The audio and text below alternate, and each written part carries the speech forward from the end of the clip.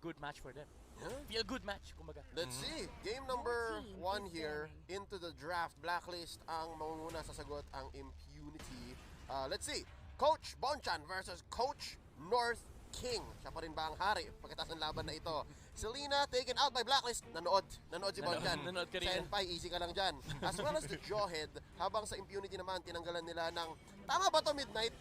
Aldous agad. Yes. Tsaka Eve. Aldous agad? Yes, ang gumagawa nito is EVOS SG, yung nagbaban ng Aldous first phase, and you have to give respects to Impunity KH. Ayaw nilang makalaro yung Aldous ng Blacklist International, a hero that usually pops out on the second phase. Pero again, respeto. Kailangan mong bigyan ng respeto si Blacklist International. This team is the scariest team when it comes to playing the Aldous. Yeah, but nakikita natin yan. Perfect record ng MPLPH Season 7 under the banner of Blacklist International, ang Aldous Peak. So nakita natin nila eh. Kumbaga, yung first game ng Blacklist International, hindi na nila ito tinatago. Just like what happened nung compared sa nangyari nung Game 7 natin ng MPL Philippines Season 7. Pero ito, parang binibigyan na rin ng pagkakataon o binibigyan na rin nila ng idea yung ibang teams na okay, hindi na sa amin to secret. So, you're also providing information sa kalaban na, sige, iban nyo tong Aldous kasi pag di nyo binan, there's a big possibility na kunin namin to. And also giving space sa mga hero pools pa ni Wise moving forward. Impunity KH, they need to think about heroes like Barats at this point. Knowing na, of course, yung Benedetta hindi malalaro dito sa series na to. They have, both teams have good Benedetta players. Blacklist International, they've already set up with the Estes. Meron pa silang Rafaela, mind you. Ginawa na nila to before nung grand finals natin ng MPLPH, the Estes and Rafaela combo. Impunity KH opts to go with the YSS and Lunox. Lunox, I perfectly understand. It can be good against the upcoming Barats pick of Blacklist International. YSS, I feel like they're not respecting the hero pool of Wise. Kasi alam nila na, okay guys, Granger lang yan. Kumbaga, eto na naman tayo sa mindset na Granger lang lalaroin ng Blacklist. But time and time again, they've proven that they can play the Ling, the Harley, diba? They can actually play a lot. And ayan na yung Rafaela Harith. Harith, actually may talo na si Harith one game. Pero sa PH, perfect record. Yep. Oheb ni Harith. Yes, Oheb ni Harith. Yung Oheb ni Harith, ladies and gentlemen. So tapos na ang first half ng Blacklist. Anong sagot ng Impunity KH? Very interesting. Gusto ko lang balikan talaga yung YSS. Parang sabi nila, White Knight, sige, ikaw na bahala. Ayusin muna natin. Let's get a stable pick here and understand na vision is key. Kasi tinanggalan nila tayo ng Selena. So ito na lang muna. I wonder what this is. Maybe that's sideline Uranus. Wow, really? They picked the Uranus into a Rafaela and Harith. Something that you don't really do, because these two heroes, they just destroy your ability to join fights. Because of the presence of the Zaman Force. Kapag kinakit ka ng Zaman Force, kailangan mo gamitin yung ulti mo para matakal yung slow. But then again, the Harith will just chase you down.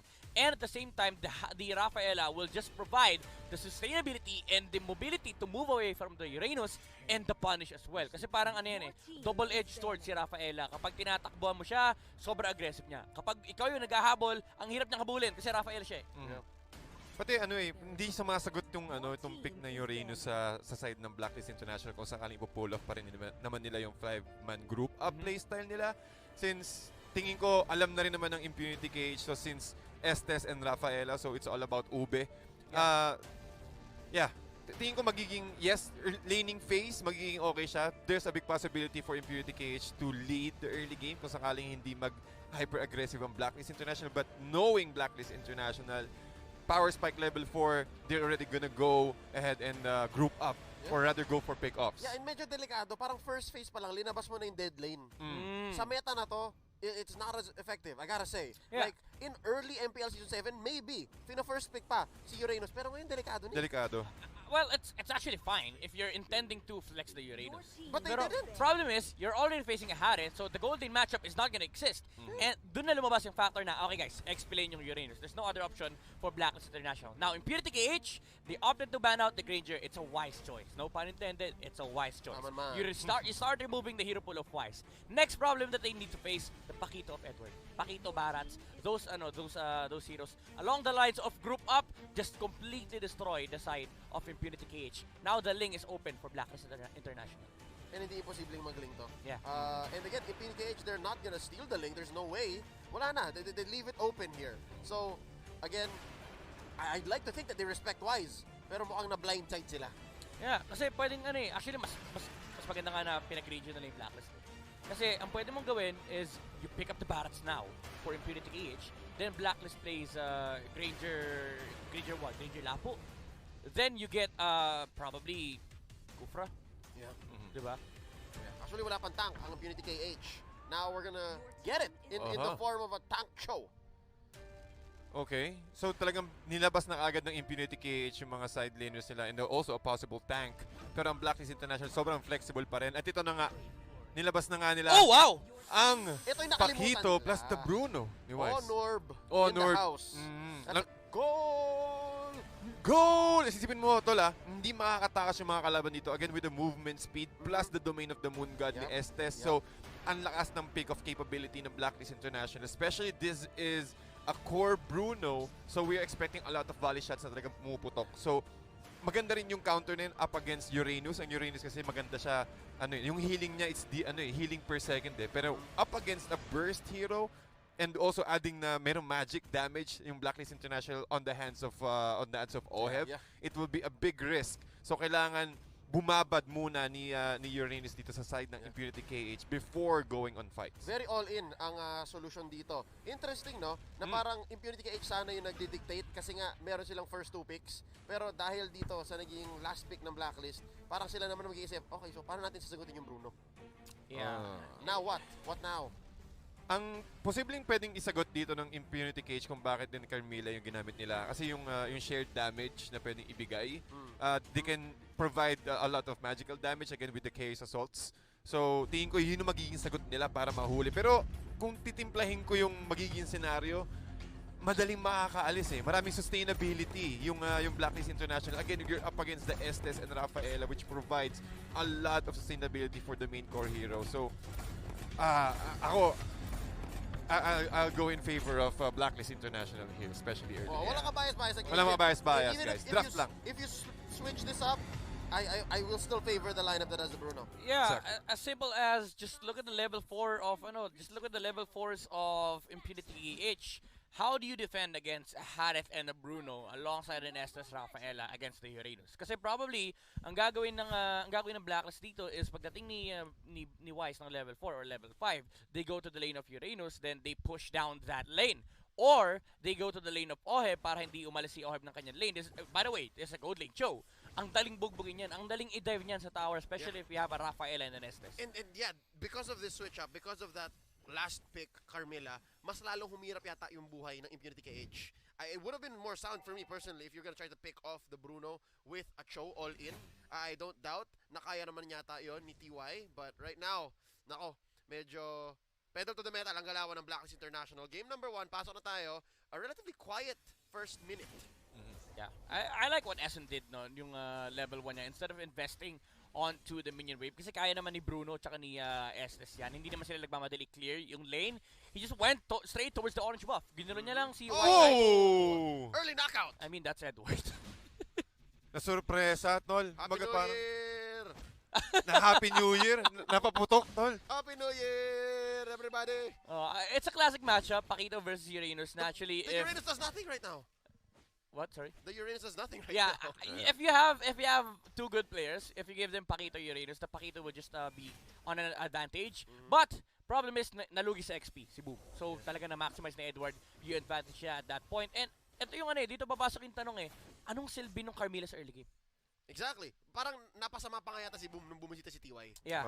I think Boom could have just stayed under turret, tapos yun, inantay niya lang. Siya yung legit TY. Yeah, TY na lang. Just get out of here.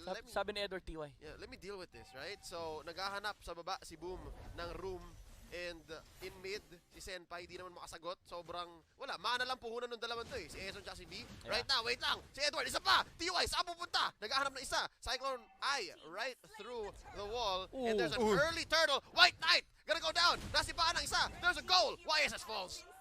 Wow, nakita mo yung sandwich play doon ng Blacklist International. After taking the turtle, nakakuha naman sila sa magandang pick-off. Again, the slow capability.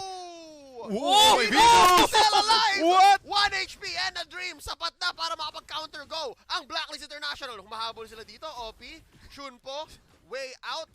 And, wow, biglang nagulat Medyo, Ganun lang kabilis. ano yun? Sabi ni Oh My Venus, wala silang damage like legit. kulang guys, tara laban tayo. Kasi, well, I mean, he was almost bursted down. Well, that was a full combo from a Lunox and a Cho. And Wow. hindi enough para mapatay yung support na Estes. And it came down to the tip. As in, isang basic na lang si V. And then nabuhay pa. Pero ngayon si Wise, papasok. A few hits right here. Eson gets hit by the way of the Dragon. Napalayo pa nga sa masama. And a free kill goes over to Blacklist International. Another gold pick-off sa side ng Blacklist International. Ito talaga yung laning nila eh. Pagkatapos ng aggression sa middle lane, aakit agad sila sa lane ni Oheb para makontrol or at least masira agad yung mga energy shields ng turret. But look at this. Boom! Boom, 3 minutes. Magdo-double cut, triple cut. A little too dangerous. Yeah, especially against the Harith. Pero at least it forced out the recall from the Harith para hindi siya makapag-farm basta-basta sa kanyang lane. And this will attract more attention for the side of Impunity KH. So in turn, makakapag-push naman yung Impunity sa may top lane. Si Oheb naman this time around yung maiipit. And he's not in any shape to take this fight. Not just yet. Wait lang. Mon Delicado, Venus, right through the wall. Wave the Dragon Whoa. on.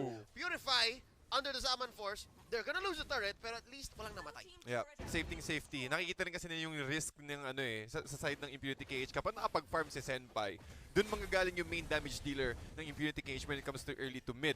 So ang ginagawa ng Blacklist International ngayon is they're just really applying pressure through all the lanes ng Impunity KH para ma-take down nila agad. Magkaroon agad sila ng, ma-occupy agad nila yung territory rather ng Impunity KH para mas slow down yung power spike ni White Knight. Ino-off nila yung timing ni Impunity Yappy. KH. They're basically forcing mid-game and late game to come in so much sooner. Wait lang, si Edward, makakaisang knockout pa ba?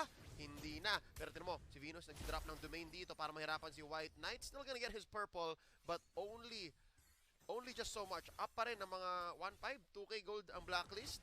And bottom lane, wait lang, 2v1 dito sa mid. Oheb through the wall.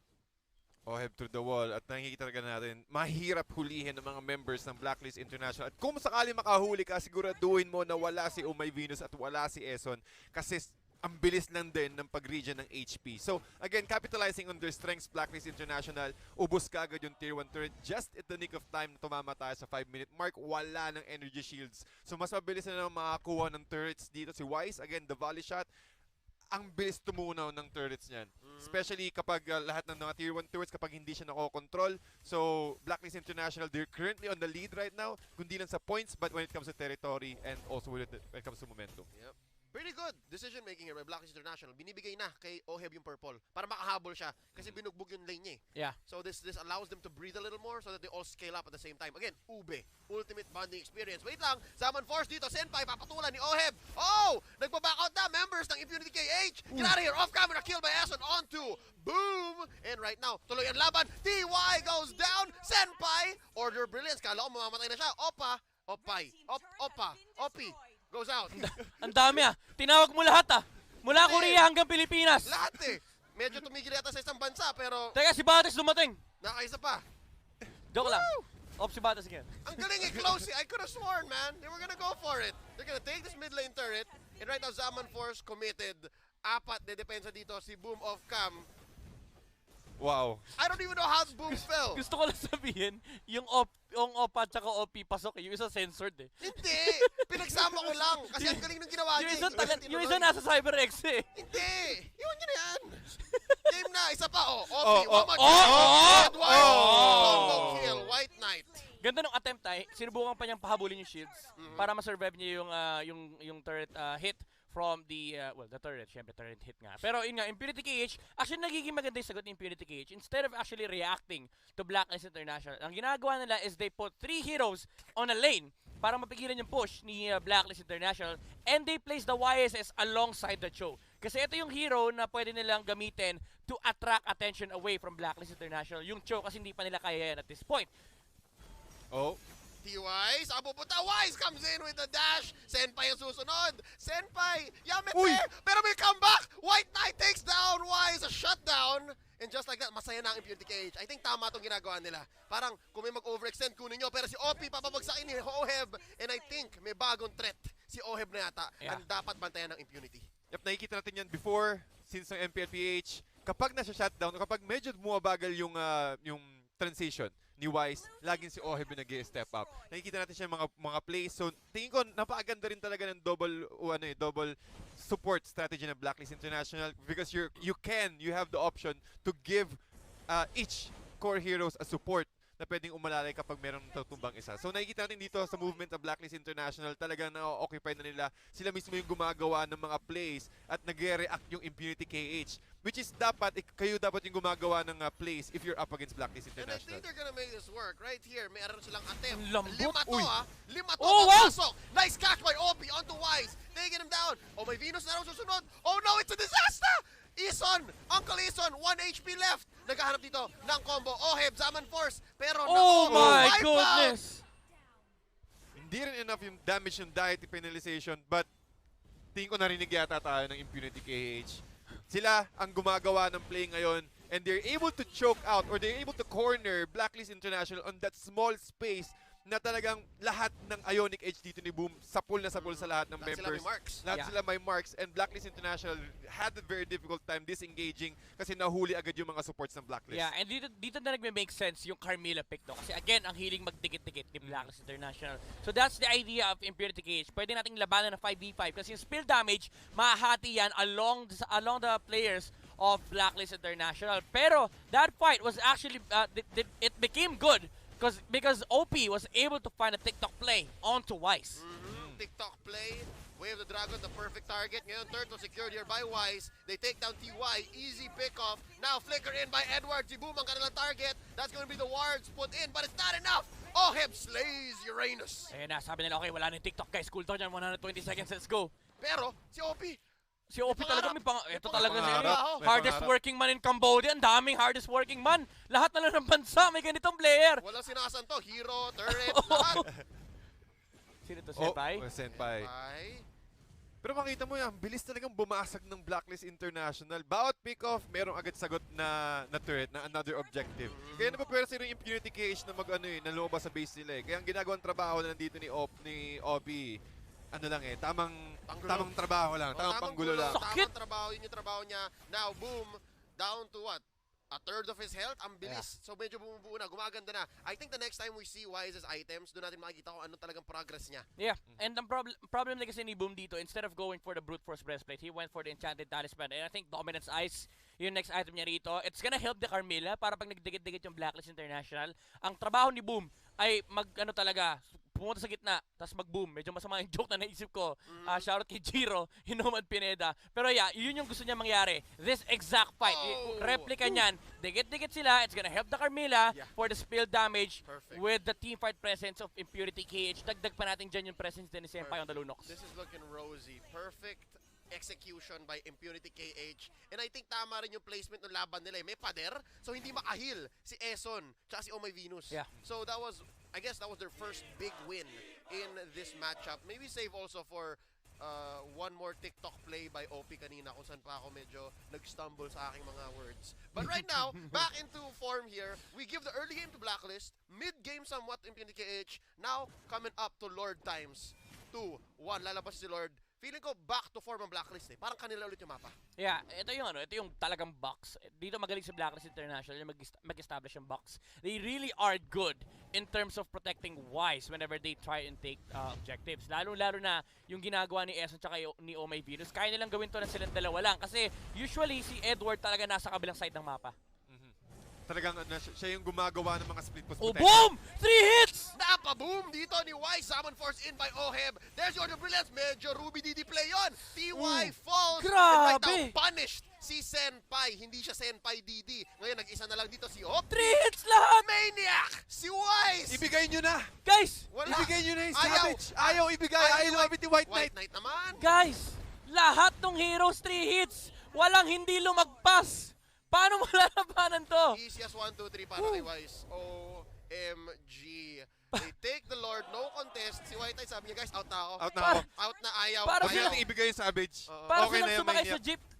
Tads siya, Leo. 1, 2, 3. 1, 2, 3. Pero ilang jeep yun? Apat. Apat na jeep. Sunod-sunod. Nag 1, 2, 3 si Wise sa lahat.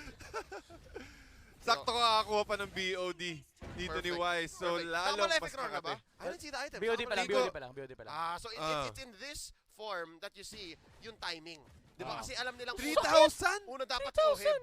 Una dapat si Oheb may crits naman ang isang Bruno, kaya Blade of Despair muna. Oo. Kumbaga, ang dami na nilang control eh. Ang dami na nilang CC, rather, sa side ng Blacklist International. Kahit tumaplis ka lang sa gilid ng domain, yatap ka na. Yep. Tingnan mo yung crit ni Wise, mas malaki pa sa sahod natin. Anong currency? Pero wait lang, balik muna tayo sa laban. Easy defense here by Impunity KH. Not at the cost of the turret, but at the cost of Boom's life. Siya naman ang Boom! And one more goes down. OP taken out. Oheb gets the kill. Zaman Force committed. Oh my goodness! Senpai goes as well as the base. Blacklist International takes game number 1.